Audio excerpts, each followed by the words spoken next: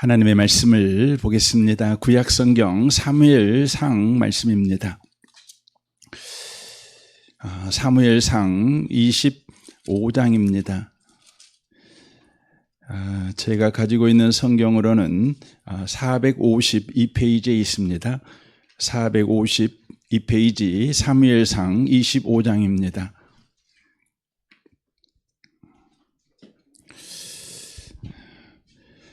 사무엘상 25장 23절에서 35절까지 기록된 말씀을 보겠습니다. 교독해서 보겠습니다. 23절을 제가 읽겠습니다. 아비가일이 다윗을 보고 급히 나귀에서 내려 다윗 앞에 엎드려 그의 얼굴을 땅에 대니라. 그가 다윗의 발에 엎드려 이르되 내 주여 원하건대 이 죄인을 나 곧 내게로 돌리시고 여종에게 주의 귀에 말하게 하시고 이 여종의 말을 들으소서.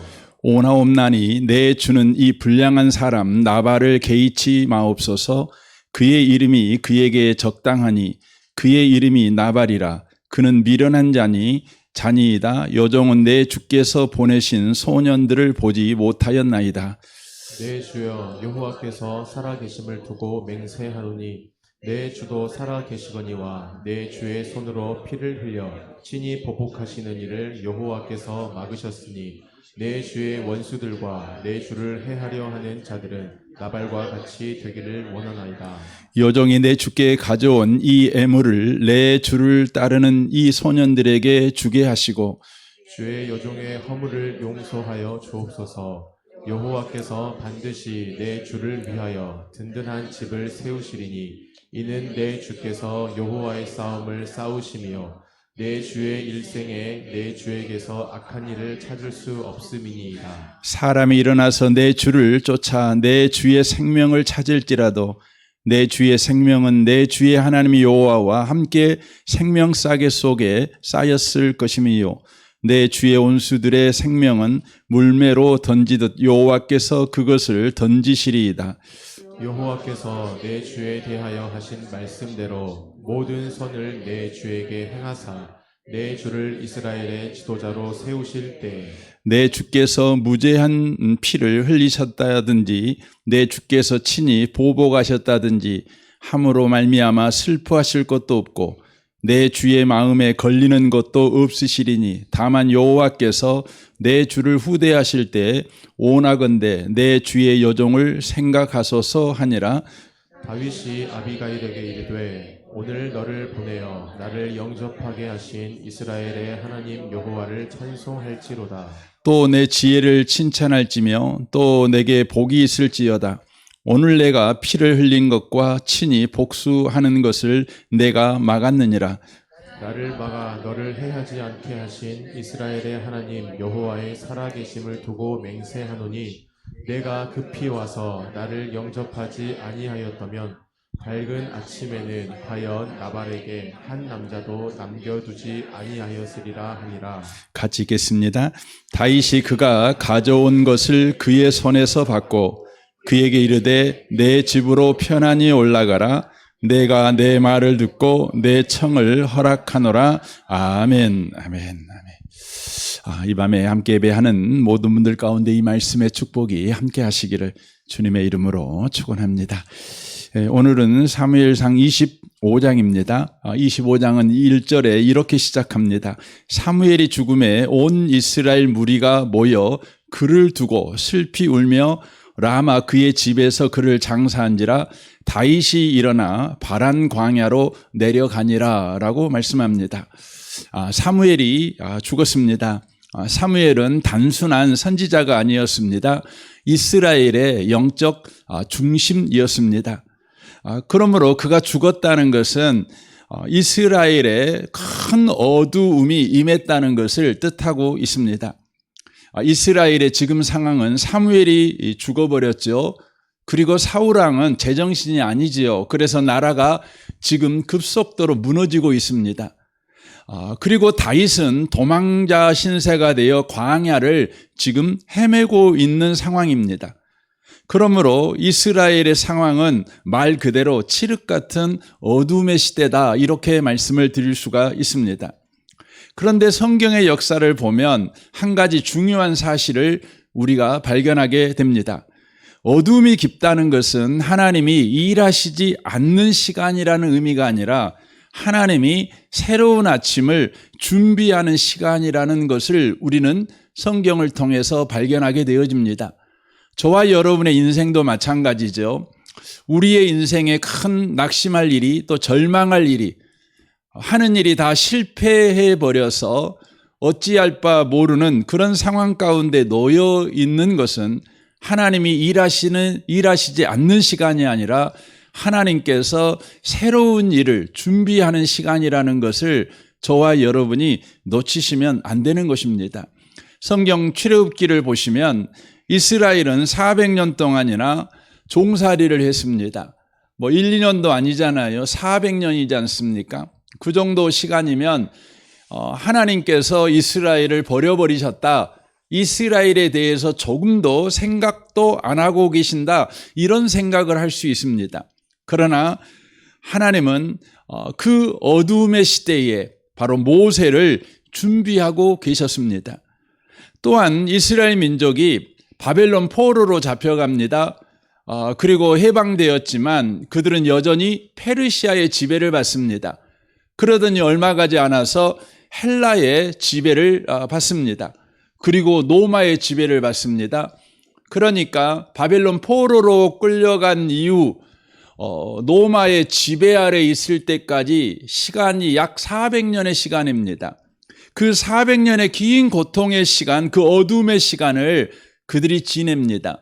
그때 그들 가운데 이런 생각을 했죠. 하나님이 우리를 잊어먹어 버렸나 보다. 하나님이 우리를 바로 생각도 하고 있지 않나 보다. 이런 생각들을 하고 있었을 것입니다. 그러나 그 어두움의 시간에 우리 하나님은 준비하고 계셨습니다. 무엇을 준비하고 계셨습니까? 예수 그리스도를 준비하고 계셨습니다. 하나님은 어두움의 상황에 우리를 잊어먹어 버리거나 우리를 애면하는 시간이 아닙니다. 하나님께서 새 날을 바로 준비하고 있는 시간이라고 하는 것입니다. 지금 사무엘이 죽었습니다. 참으로 어두운 시대입니다. 그런데 하나님은 그 시간에 지금 진정한 왕으로 다윗을 바로 준비시키시고 있는 것입니다. 그래서 오늘 25장도 하나님께서 다윗을 진정한 왕으로 준비시키시는 내용이 바로 기록이 되어져 있습니다. 오늘 본문에 두 사람이 등장을 합니다. 나발과 아비가일입니다. 두 사람은 부부입니다. 그러나 두 사람의 역할은 완전히 상반됩니다. 먼저 나발입니다. 나발이라는 뜻은 바로 어리석다, 미련하다 이런 뜻입니다. 이름을 그의 부모가 참 우리가 생각할 때 참 얼척이 없게 지었지 않습니까? 어리석다는 것이죠. 근데 어리석다는 것은 단순하게 지능이 낮다, 무식하다 그런 의미가 아닙니다. 이 어리석다는 히브리어 단어가 두 가지 의미를 가지고 있는데 무너지다, 또 시체가 되다 이런 뜻을 가지고 있습니다. 그러니까 어리석다는 것은 다만 뭘 몰라 이 말이 아니고 죽어버렸다는 것입니다. 영적으로 보면 바로 하나님에 대해서 죽어버리고 자기 자신에 대해서는 충만한 상태에 빠져 있는 자라는 의미입니다. 여러분 어리석은 사람은요 그렇습니다. 하나님에 대해서는 죽었는데 자기 자신에 대해서는 충만해요. 자기 자신으로 가득 찬 상태예요. 하나님이 들어갈 틈이 없는 상태, 그 상태가 어떤 상태냐면 바로 어리석은 상태입니다. 나발은 바로 그런 상태에 있었다는 것이죠. 시편 14편 1절은 이렇게 말합니다. 어리석은 자는 그의 마음에 이르기를 하나님이 없다 하는도다. 그들은 부패하고 그 행실이 가증하니 선을 행하는 자가 없도다 라고 말합니다. 하나님에 대해서 죽어버렸어요. 자기로 가득 차 있는 것이죠. 그러므로 그의 삶은 썩어가는 바로 냄새와 썩어가는 행실밖에 나오지 않는다는 것이죠.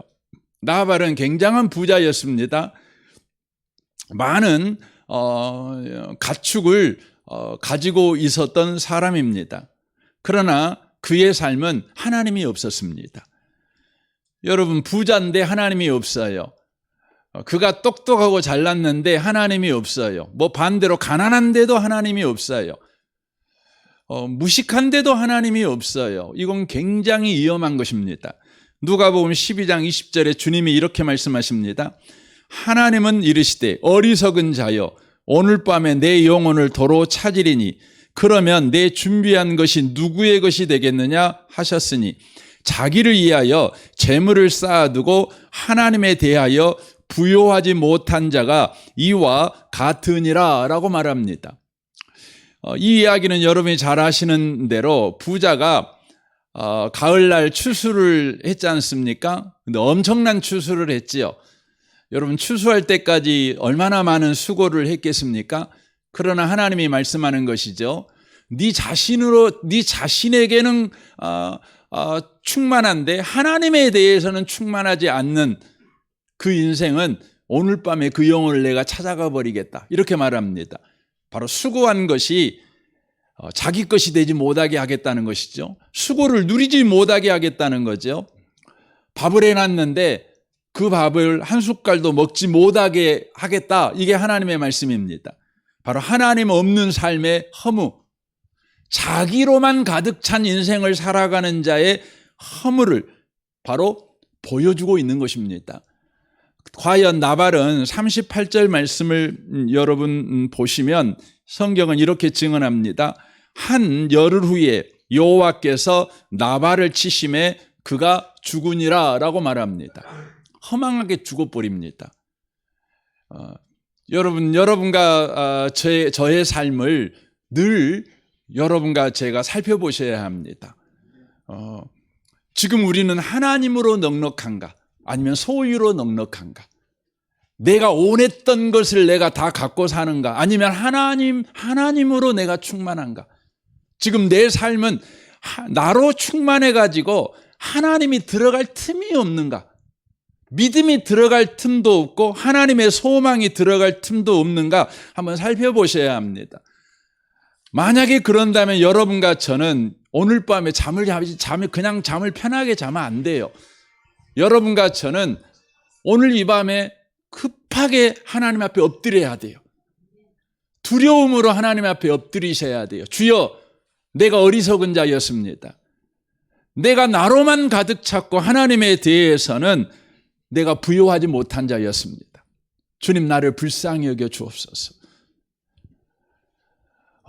나발은 어리석은 자였습니다. 그런데 이 어리석은 자를 하나님은 등장시켜서 다윗을 진정한 왕으로 준비시키십니다. 어떻게 준비시키실까요? 다윗은 지금 사울에게 쫓겨서 광야에 있었죠. 여러분, 광야는 먹을 것이 없는 곳 아닙니까? 그래도 먹어야 되잖아요. 다윗에게는 600명의 사람들이 함께하고 있었습니다. 그런데 여러분, 광야에서 다윗 혼자 밥 먹기도 버거운 그런 형편인데 600명이나 되는 사람을 여러분 매일 하루 세 끼를 먹여야 된다는 것은 굉장히 버거운 것입니다. 여러분, 그러면 무슨 일을 다윗이 하겠어요? 도시에 내려가서 직장 생활을 해갖고 돈을 벌 수 있는 상황이 아니잖아요.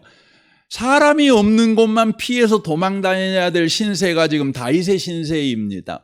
그러니까 다윗이 우리가 생각할 때는 도둑질하고 강도질을 해서 먹고 살아야 될 형편 아니겠습니까?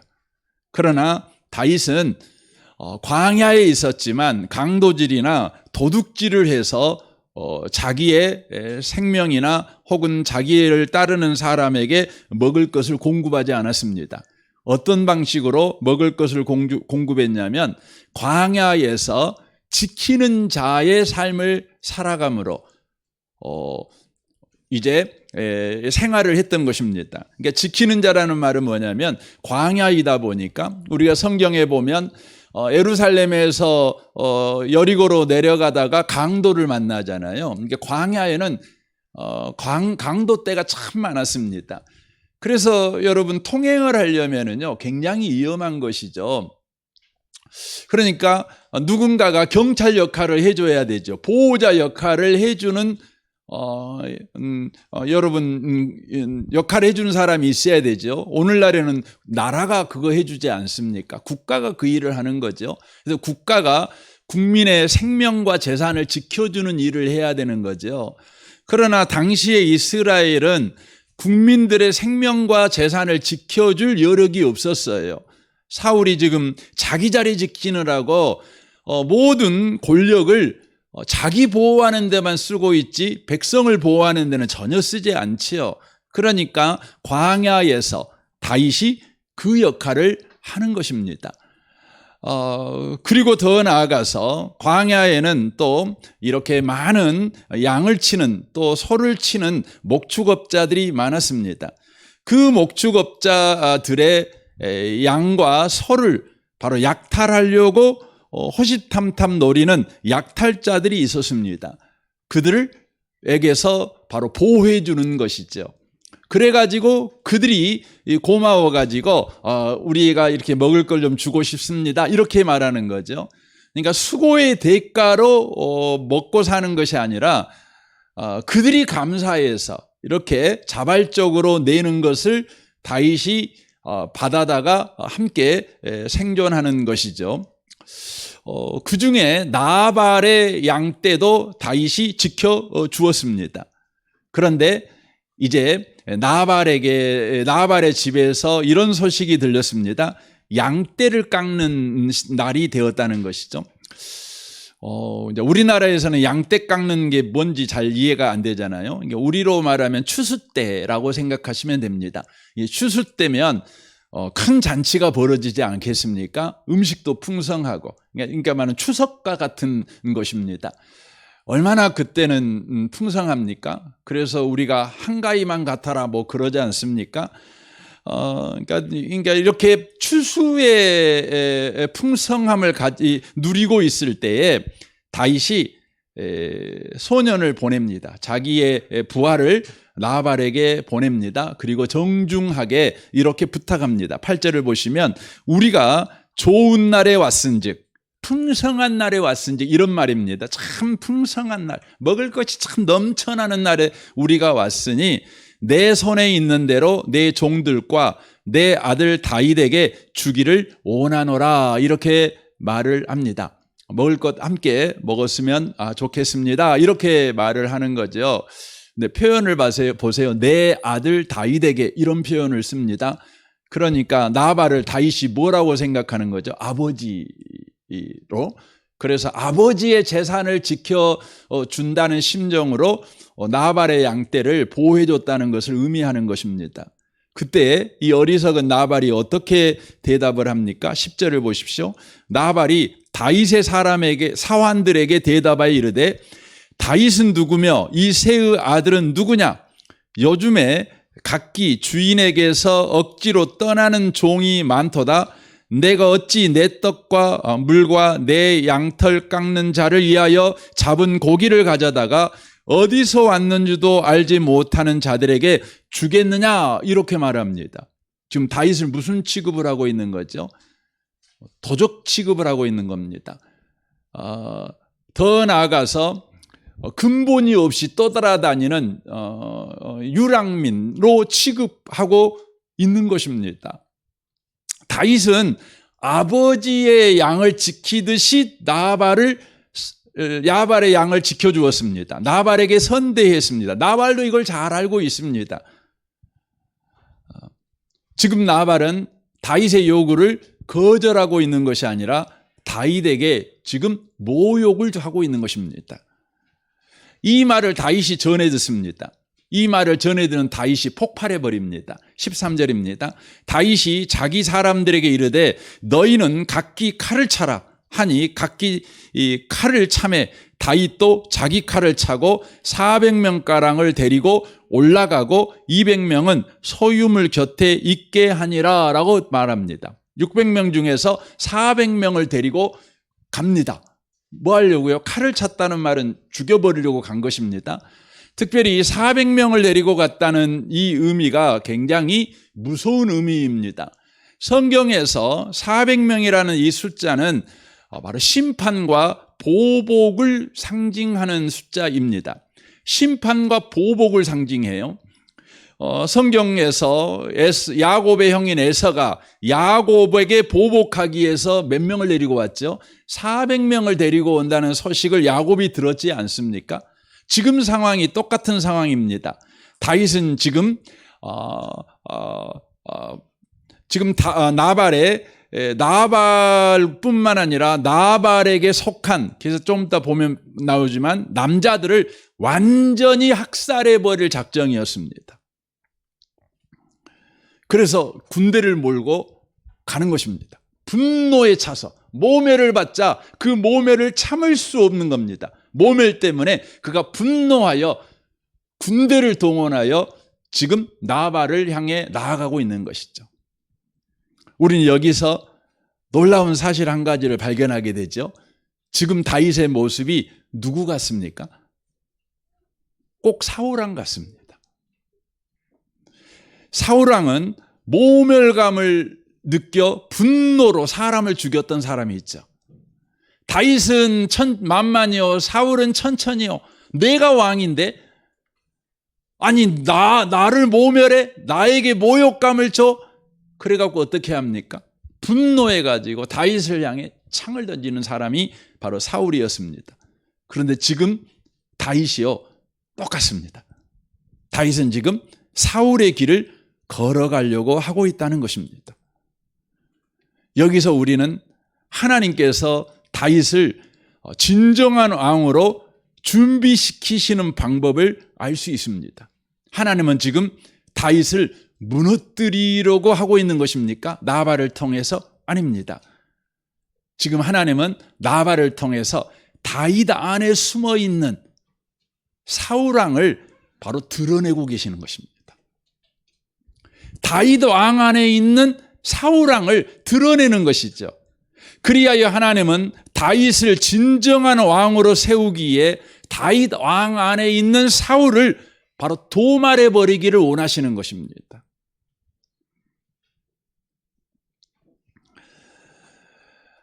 여러분과 저는 왕 같은 제사장이 있죠. 그렇죠. 여러분, 예수를 믿은 사람들은 다 왕들입니다. 다윗들입니다. 우리 옆에 계신 분한테 말씀해 주시면 좋겠습니다. 당신은 다윗입니다. 말씀해 주시면 좋겠습니다. 왕입니다. 왕. 그러니까 여러분과 저는 무슨 왕이 돼야 되냐면 진정한 왕이 돼야죠. 참된 왕이 돼야 되죠. 참된 왕은 어떤 사람이 참된 왕입니까? 모멸을 받았을 때 분노하여 그를 죽여버리겠다고 하는 왕은 여러분 진정한 왕이 아니죠. 여러분, 진정한 왕은 어떤 사람이에요? 어리석은 자의 그 어리석음을 대신 짊어지는 자죠. 진정한 왕은 그래서 예수 그리스도밖에 없죠. 예수 그리스도는 모욕을 당하셨죠. 아무 잘못한 거 없잖아요. 다윗도 아무 잘못한 것도 없어요.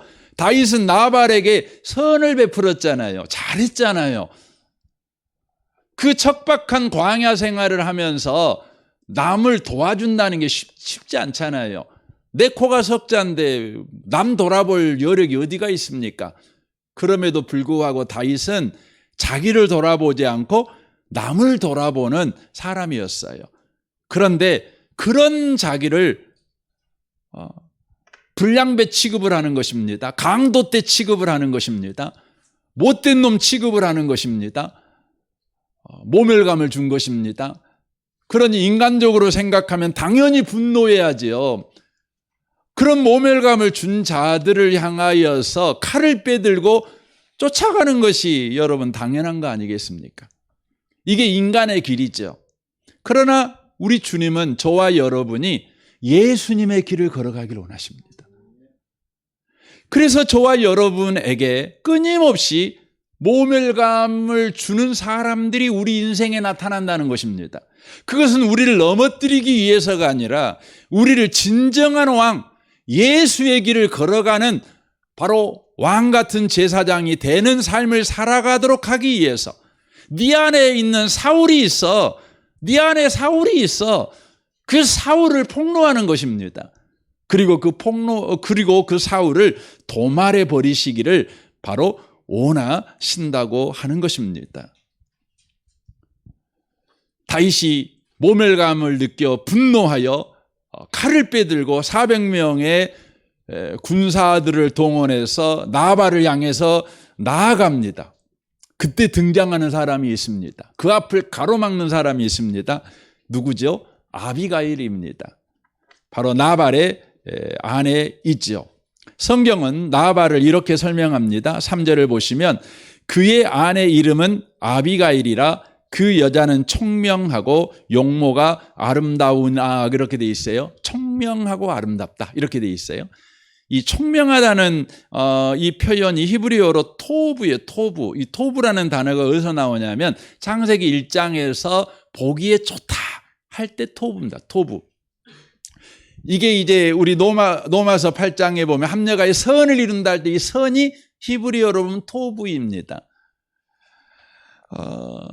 하나님이 보시기에 아름다운 거죠. 그러니까 하나님이 천지를 창조할 때 어떻게 창조하셨습니까?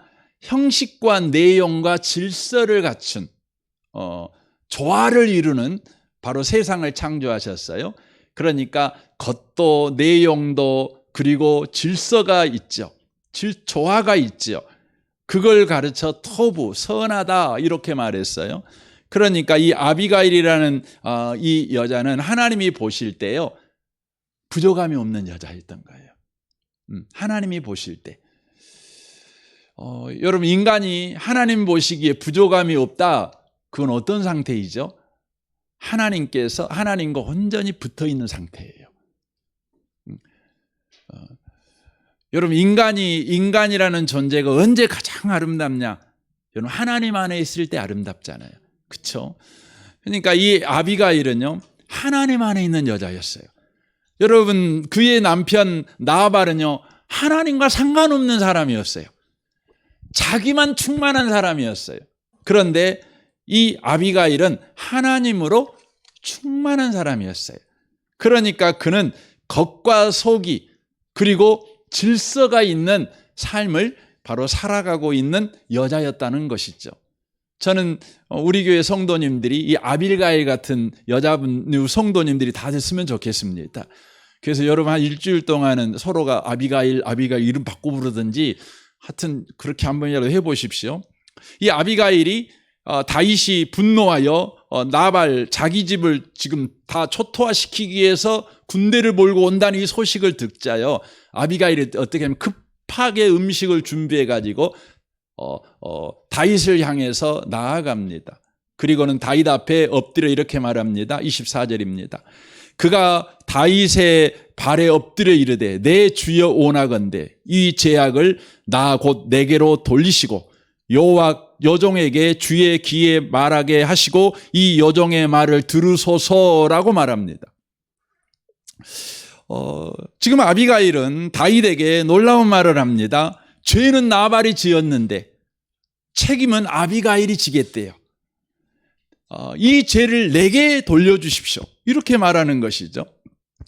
책임을 회피하지 않고 책임을 대신 지려고 지금 하고 있습니다. 여러분 이게 뭡니까? 영적 권위인 거예요. 여러분 영적 권위는 뭐예요? 책임을 묻고 따지는 것이 아닙니다. 책임을 대신 지는 것이 영적 권위입니다. 여러분 교회가 권위 있는 교회가 되려면 어떤 교회가 돼야 돼요? 따지는 교회가 아니에요. 묻는 교회가 아니에요. 대신 져주는 교회예요. 여러분 가정에서도 마찬가지잖아요. 여러분 아버지가 영적 권위가 있어야 되고 어머니가 영적 권위가 있어야 되잖아요. 언제 권위가 생긴가요? 여러분 책임을 묻고 따지는 데 나오는 것이 아니라 책임을 대신 져주는 데 나와요. 왜요? 하나님이 그러시니까. 여러분 영적 권위는요 하나님에게서 흘러나오잖아요. 그러니까 여러분과 제가 하나님스러우면 그게 영적 권위를 가진 자가 되는 것이죠. 근데 그 영적 권위가 있는 아비가일의 모습은 바로 어떤 모습이죠? 바로 중보자의 모습입니다. 그러니까 나발과 다윗 사이에 두 팔 벌려 가로막고 선 것입니다. 분명히 다윗의 칼을 나발이 받아야 되는데 나발 사이에 아비가일이 손 벌리고 서가지고 나를 쳐주십시오. 이렇게 하는 것이죠. 이게 바로 중보자죠. 우리 하나님께서 바로 이 땅에서 찾으시는 자들이지요. 그래서 에스겔 22장 30절에 이렇게 말합니다. 나는 그들 가운데서 한 사람이라도 이 땅을 지키려고 성벽을 쌓고 무너진 성벽의 틈에 서서 내가 이 땅을 멸망시키지 못하게 막는 사람이 있는가 찾아보았으나 나는 찾지 못하였다. 여러분, 중보자가 어떤 사람이에요? 성벽을 쌓고요, 하나님이 바로 이 땅을 심판하지 못하도록 무너진 성벽 틈에 서서 하나님, 이 땅을 멸망시키려면 나부터 죽이세요. 이게 중보자라는 것이죠. 이 사람이 어떤 사람이에요? 진짜 영적 권위를 가진 사람이라는 것이죠. 여러분 가정에 영적 권위자가 필요해요. 여러분 가정에 무너진 데를 막아서서 하나님으로 망하지 못하도록, 주님, 내 자식의 죄, 내 자식에게 묻지 말고 나에게 물어주세요. 내 배우자의 죄, 내 배우자에게 묻지 마시고 나에게 물어주세요. 모세처럼, 우리 예수님처럼 바로 이 시대에 그런 사람이 필요한 것이죠. 우리 하나님은요, 지금 나발을 살리기 위해서 지금 아비가일이 이렇게 막아서는 게 아니에요. 궁극적으로는요, 다윗을 살리기 위해서 아비가일이 지금 막아서고 있는 것입니다. 다윗을 진정한 왕으로 세우기 위해서 아비가일이 다윗 앞을 막아서는 것입니다. 그러니까 이런 거지요. 나발은 죄를 지어 죽어야 될 자인데 지금 다윗이 무슨 행동하려고 가는 거죠? 죄 지려고 가는 거예요. 그러니까 아비가일이 다윗에게 죄 짓지 못하도록 그 앞을 딱 가로막아 버리는 것이죠. 그리고 이렇게 말합니다. 28절입니다. 여호와께서 반드시 내 주를 위하여 든든한 집을 세우시리니 이는 내 주께서 여호와의 싸움을 싸우시며 내 주의 일생에 내 주에게서 악한 일을 찾을 수 없음이니이다. 사람이 일어나서 내 주를 쫓아 내 주의 생명을 찾을지라도 내 주의 생명은 내 주의 하나님 여호와와 함께 생명싸개 속에 쌓였을 것이요 내 주의 온수들의 생명은 물매로 던지듯 여호와께서 그것을 던지시리이다라고 말합니다. 아비가일이 다윗에게 하는 말이 무슨 말이에요? 이 말의 핵심이 뭐냐면 이런 의미입니다. 다윗, 당신은 하나님이 책임져주는 인생을 살고 있는 사람입니다. 당신은 하나님의 백성입니다. 하나님의 자녀입니다. 이렇게 하나님 안에서 다윗이 누구인가를 지금 말해주고 있는 것입니다. 모멸감을 느낀 다윗이 분노하여 나발을 죽이러 가는 거지요.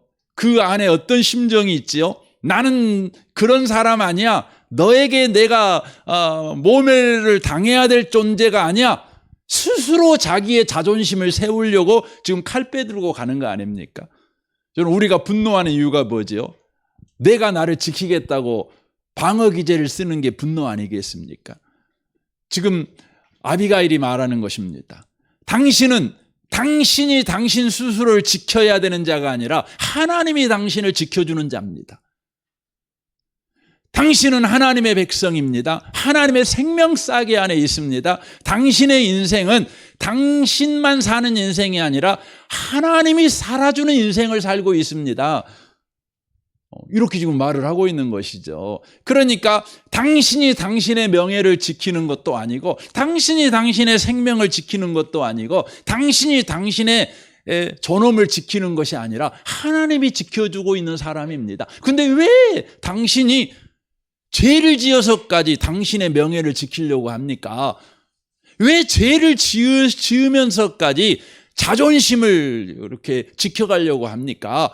이렇게 이야기하고 있는 겁니다.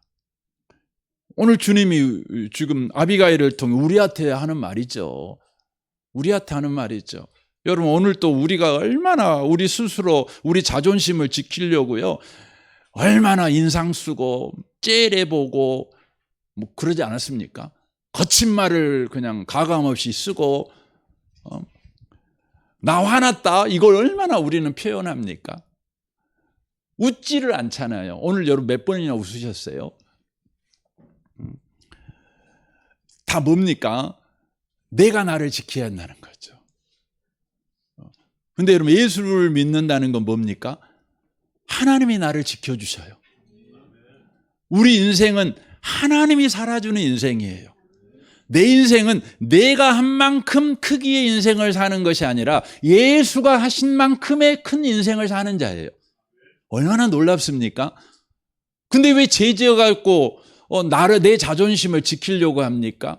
왜 분노해가지고 스스로 나 자신을 보호하려고 합니까? 계속해서 아비가일은 그렇게 합니다. 근데 우리는 끊임없이 그렇게 하고 있는 것이죠. 여러분, 성경에 보면 하나님은요, 우리가 우리를 지키려고 하는 그 헛된 인생을 언제 멈출 수 있는지를 야곱을 통해서 가르쳐 줍니다. 여러분, 야곱은 그 인생이요, 자기가 자기 인생을 지키려고 하잖아요. 그래서 그는 얼마나 애를 씁니까? 그래서 그는 스스로 생각할 때 내가 장남으로 안 태어나고 둘째로 태어나서 내가 내 인생을 지켜낼 수가 없어. 내 인생을 성공으로 이끌 수가 없어. 내 인생을 복받은 인생으로 이끌 수가 없어. 내가 장남만 된다면 내 인생이 복받은 인생이 될 텐데. 그래가지고 형 속여가지고 장자의 직분을 사지 않습니까? 또 아버지의 축복을 받지 않습니까? 그러나 자기가 생각한 대로 자기 인생이 지켜지지가 않는 것입니다. 언제사 비로소 자기 인생을 자기가 지키려고 하는 모든 헛수고를 내려놓게 됩니까? 약복강가에서예요. 주님하고 씨름하잖아요. 그가 평생 수고해서 얻었던 모든 거 하나도 남기지 않고 다 형한테 다 줘야 되잖아요. 아무것도 맨 몸뚱아리밖에 안 남았지 않습니까? 그때 하나님이 찾아와셔서 야곱에게 말하죠. 뭐라고 말합니까? 창세기 32장 28절에서 이렇게 말합니다. 그가 이르되 내 이름을 다시는 야곱이라 부를 것이 아니요 이스라엘이라 부를 것이니 이는 네가 하나님과 및 사람들과 겨루어 이겼음이니라 라고 말합니다. 너 이제 야곱 아니야. 사기꾼 아니야. 네 머리로 네 인생을 성공시키고 지켜야 되는 자가 아니라 너는 이스라엘이야. 하나님과 겨루어 이긴 자야. 여러분, 하나님과 겨루어 이길 자가 어디가 있겠어요? 근데 이기는 자가 있죠. 여러분, 하나님의 아버지인 사람은 하나님을 이깁니다. 여러분, 자식 이기는 부모는 없어요. 그러니까 이스라엘이라는 말은 무슨 뜻이에요? 너는 하나님의 자녀다. 그 말이에요. 하나님이 보장해주는 인생을 사는 자다. 하나님이 인도하는 인생을 사는 자고 하나님이 보호하는 인생을 사는 자고 하나님이 공급하는 인생을 사는 자다. 너 이거 기억해야 돼. 너 절대 이걸 놓치면 안 돼. 다시는 너 야곱이라고 네 이름 부르지 말고 너는 맨날 네 이름을 이스라엘이라고 불러. 그래라고 말하는 것이죠. 신분을 가르쳐주는 것입니다. 여러분, 우리는 분노를 어떻게 이깁니까? 누군가가 우리에게 모멸감을 줬을 때 분노 안 할 사람이 어디가 있겠어요? 그러나 주님 안에 있는 우리의 신분을 붙잡는 사람은요, 모멸감이 있을 때 분노하지 않는다는 겁니다. 웃을 수 있다는 것입니다. 멋있잖아요. 그래서 성령님은요, 우리 안에서 오늘 또 이 일을 하셔요. 무슨 일을 하시죠? 로마서 8장 16절을 보십시오. 성령이 친히 우리 영과 더불어 우리가 하나님의 자녀인 것을 증언하시나니 자녀이면 또한 상속자, 곧 하나님의 상속자요 그리스도와 함께한 상속자니 우리가 그와 함께 영광을 받기 위하여 고난도 함께 받아야 할 것이니라 라고 말합니다. 왜 하나님 하필 나입니까? 왜 나에게는 이런 고통이 오고 이런 못된 놈 만나가지고 자존심 상하게 만드십니까? 왜 나를 이렇게 참 얼굴도 못 들게 만들고 이렇게 힘든 인생을 살게 만드십니까? 우리가 이렇게 하나님 앞에 따져 물을 때 성령 하나님은 우리에게 말한다는 것이죠. 아니야, 너는 자녀여서 그래. 근데 너는 그냥 보통 자녀가 아니라 상속자야, 상속자. 그냥 부모에게 사랑받고 그냥 말 자녀가 아니라, 사랑받는 정도가 아니라 부모의 유산을 물려받아 바로 사업을 일으켜야 될 자라는 거죠. 그러니까 너에게는 그런 일이 있는 거야. 네 신분이 그래서 그래. 그렇게 말씀하신다는 것이죠. 여러분과 제가 모멸감을 받을 때 성령이 말하는 거죠. 왜 내가 모멸감을 당해야 합니까? 우리나라 사람들만큼 그 부분에 대해서 욱하는 사람이 없잖아요. 그러니까 우리나라 사람들은 세상에서 제일 힘들 때가 뭐냐면 내가 누군 줄 알아 이렇게 했는데 당신이 누군데요 이렇게 말하면 힘 빠지고 그러잖아요. 우리는 항상 내가 나를 지켜야 돼요. 그래서 내가 누군지 알아 이걸 굉장히 중요하게 생각하잖아요. 그래서 우리나라 사람들은요 완장 차는 걸 그렇게 좋아하잖아요. 그것이 나를 지켜준다고 생각하니까요. 그래서 우리가 예수를 믿지만 예수를 믿으면 더 이상 모멸당하지 않고 더 이상 화 안 낼 상황이 늘 주어지면 얼마나 좋겠어요. 그런데 우리에게는 모멸당하는 삶이 우리에게 주어진다는 거죠. 근데 주님이 우리한테 하시는 말씀은 뭐예요? 네가 내 아들이라 그래. 그것도 상속자니까 네가 모멸당할 일이 늘 있는 거야. 왜냐하면 모멸당해야 네 속에 가짜 왕, 사울 왕이 있다는 것을 네가 알기 때문에. 여러분 우리 분노하잖아요. 그냥 기 넘어가 버리잖아요. 여러분 분노해 놓고 다 후회하잖아요. 후회한다는 건 뭐죠? 하지 말아야 될 걸 했다는 거 아닙니까? 그건 여러분과 제 안에 가짜 왕 사울이 지금 있다는 것입니다. 주님은 여러분과 제 안에 있는 사울을 도말해 버리기를 원하십니다. 진짜 왕, 진짜 상속자로 세우시기를 원하십니다. 그래서 여러분에게 모멸감이 왔을 때 그것을 이기는 것은 무엇밖에 없냐면 내가 하나님의 자녀구나. 내가 왕이구나, 왕. 하나님이 나를 진정한 왕으로 세우시려고 그렇게 하시는구나. 이걸 알 때예요. 이 복이 여러분과 저에게 임하시기를 주님의 이름으로 축원합니다. 30절을 보십시오. 여호와께서 내 주에 대하여 하신 말씀대로 모든 선을 내 주에게 행하사 내 주를 이스라엘의 지도자로 세우실 때 내 주께서 무죄한 피를 흘리셨다든지 내 주께서 친히 보복하셨다든지 함으로 말미암아 슬퍼하실 것도 없고 내 주의 마음에 걸리는 것도 없으시리니 다만 여호와께서 내 주를 후대하실 때에 원하건대 내 주의 여종을 생각하소서 하니라 라고 말합니다. 아비가일이 또 하나 이야기를 하지요. 긴 이야기지만 쉽게 말하면 이런 이야기입니다. 당신은 하나님이 세우신 진정한 왕 아닙니까? 진정한 왕은 복수하지 않습니다. 진정한 왕은 죽이는 자가 아닙니다. 진정한 왕은 다만 살리는 사람입니다. 그런데 당신은 하나님이 세우신 진정한 왕인데 진정한 왕이 사람 죽여가지고 나중에 왕자리에 올라가지고 얼마나 후회하시려고 그러십니까? 이런 이야기입니다. 그러니까 아비가일은 지금 다윗에게 하나님이 세우신 진정한 왕은 어떤 삶을 살아야 되는지를 지금 이야기를 해주고 있다고 하는 것이죠. 복수는 하나님께 맡기고 다만 사람 살리는 역할을 하는 것이 진정한 왕의 사역이라는 것이죠. 여러분과 저의 사역도 마찬가지죠. 심판은 하나님께 맡기는 겁니다. 그리고 우리는 다만 뭐예요? 살리는 일만 하는 거예요. 살리는 일만. 이게 진정한 왕의 역할이라고 하는 것이죠. 우리는요, 왕의 자리에서 내 자존심을 세우기 위해서 내가 심판해요. 그러기 위해서 사람을 죽이는 거죠. 그러나 진정한 왕은 하나님께 맡겨요. 복수는 하나님께 맡겨요. 심판은 하나님께 맡겨요. 그리고 다만 살리는 일만 하는 것이죠. 이것이 로마서 12장 19절에 이렇게 말씀하시잖아요. 사랑하는 여러분, 제가 현대인의 성경으로 읽겠습니다.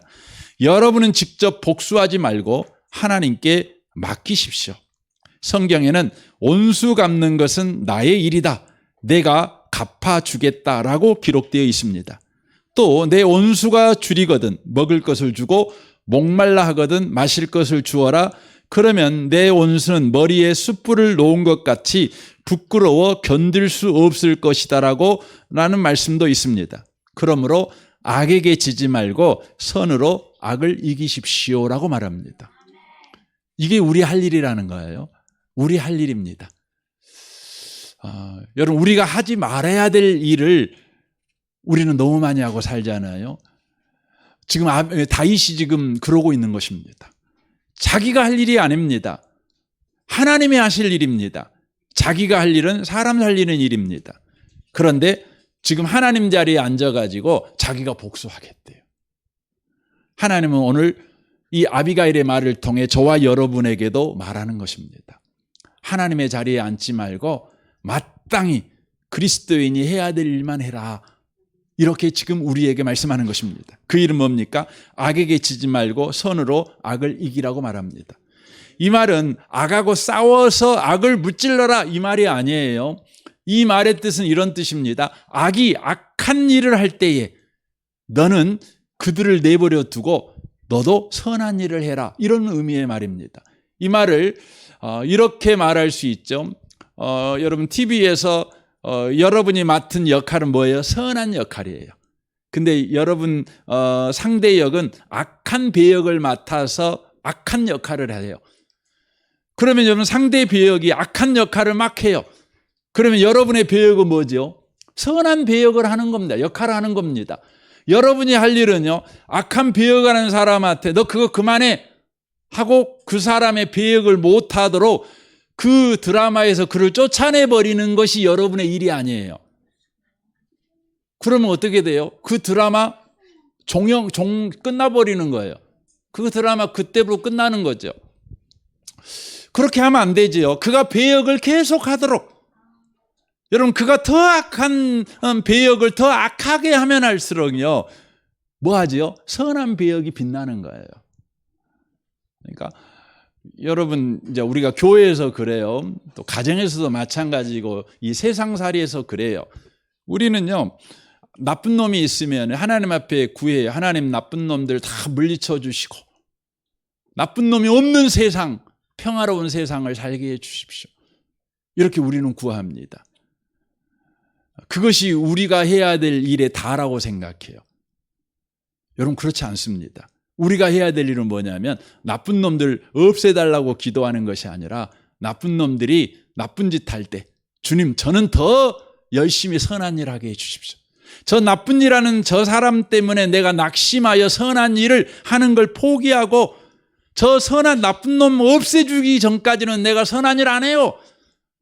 나쁜 놈 없애주세요. 이렇게만 구하고 있는 자가 되지 않고 나쁜 놈이 나쁜 일을 하고 있을 때 우리는 여전히 선한 일을 하는 거예요. 여러분, 그래서요, 우리가 책임을 참 방기할 때가 많습니다. 그러니까 우리는 기도하잖아요. 기도 당연히 해야 됩니다. 여러분, 교회에서요, 여러분이 볼 때 교회가 맨 쌈만 하고 사랑을 안 해요. 그래서 하나님, 우리 교회가 사랑이 있는 교회가 되게 해주세요. 사랑 안 하는 사람이 사랑하게 해주세요. 이런 기도를 합니다. 그런 기도 하셔야죠. 그러나 그 기도로 여러분의 책임을 다했다고 하시면 안 돼요. 많은 분들이 그 기도만 하고 책임을 다했다고 생각을, 아니에요. 여러분이 진짜 해야 될 일은 뭐냐면 그런 기도를 안 하더라도 여러분이 사랑하기 시작해야 돼요. 계속 미워하는 사람이 미원짓거림하고 있어요. 그러면 주님, 저놈은 얼른 교회 나가게 해 주십시오. 그래서 그냥 교회가 이제 그런 사람 없이 있을 때 내가 그때 비로소 사랑하고 싶습니다. 여러분 그러지 마세요. 미운 짓 하고 있는 사람이 계속 미운 짓 하고 있으면 여러분은 더 사랑하는 짓을 하고 사셔야 돼요. 그래서 여러분이 기도하는 것으로 여러분의 책임을 다했다고 하시면 안 돼요. 뭐만 이해되세요?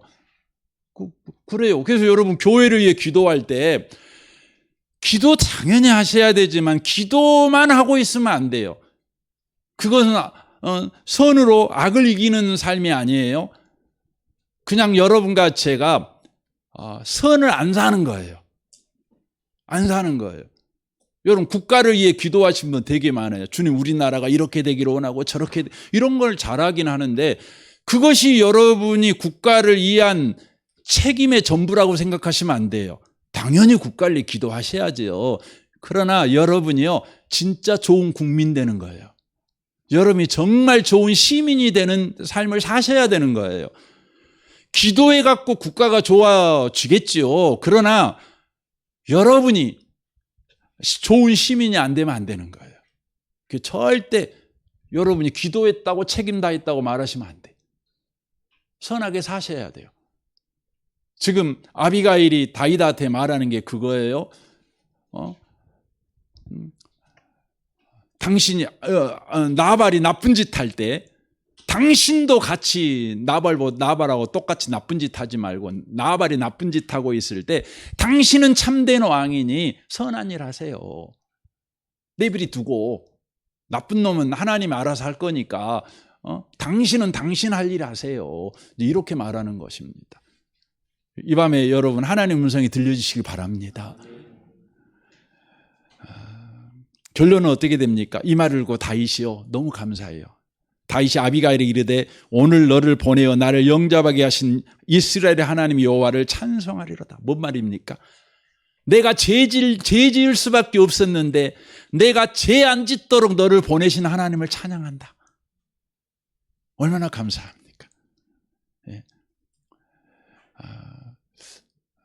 하나님은 오늘 또 아비가일을 우리에게 보내주셔요.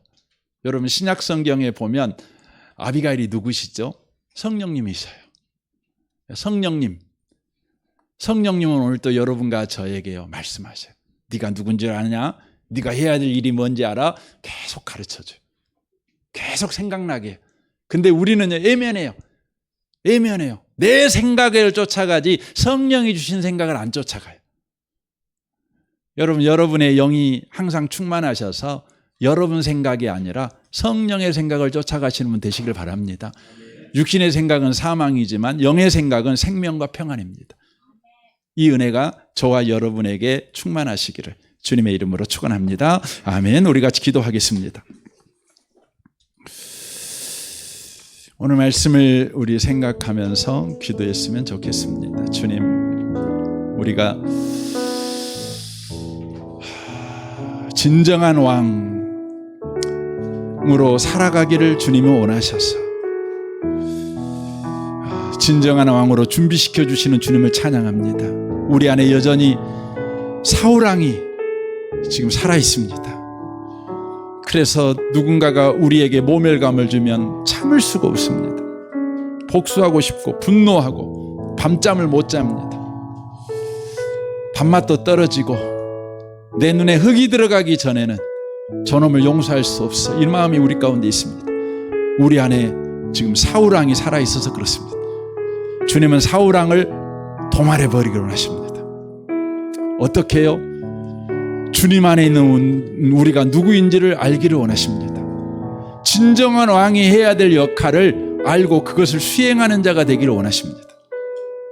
하나님은 우리의 목자이십니다. 우리를 책임져 주시는 분이십니다. 우리가 우리 인생을 책임지는 자가 아니라 하나님이 우리 인생을 지켜주시는 자이십니다. 우리는 사람 살리는 일만 해야 되는 것입니다. 선으로 악을 이기는 자가 되게 하옵소서. 이 밤에 우리 같이 들은 말씀을 쫓아 잠시 기도하는 시간을 갖겠습니다. 기도하겠습니다. 오 하나님 아버지 감사합니다.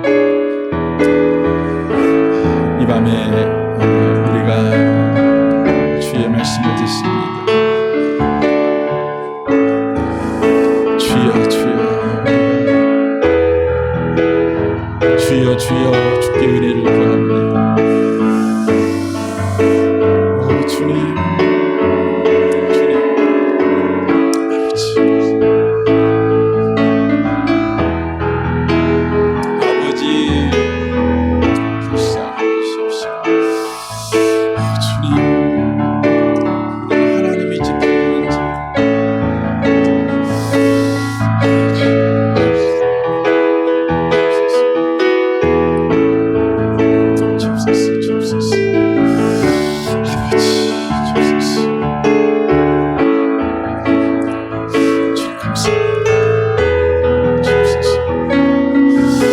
주님, 주께 감사를 드립니다. 우리가 모멸감을 당했을 때 그 분노를 참지 못하여 죄를 지으러 가는 그 길을 주님이 막아주시니 감사합니다. 진정한 왕이 되도록 분노하는 우리 안에 사울을 도말해 버리시기 위하여 그런 상황을 주시는 주님을 찬양합니다. 성령께서 계속해서 우리에게 생각을 주십니다. 너는 하나님의 자녀야. 너는 상속자야. 하나님이 네 인생을 책임져줘. 네가 네 인생을 지키는 것이 아니야. 내가 지켜. 그러니 너는 다만 살리는 일만 해라. 이렇게 말씀하시는 성령의 생각을 쫓아 살아가는 우리가 되게 해 주옵소서. 우리 생각을 쫓아 살아감으로 육신의 생각은 사망이요 영의 생각은 평안이라고 말씀하신 주님, 사망당하는 자처럼 살지 않게 하시고 평안과 생명을 누리는 자 되게 우리를 축복해 주옵소서. 예수님의 이름으로 기도합니다. 아멘. 아멘.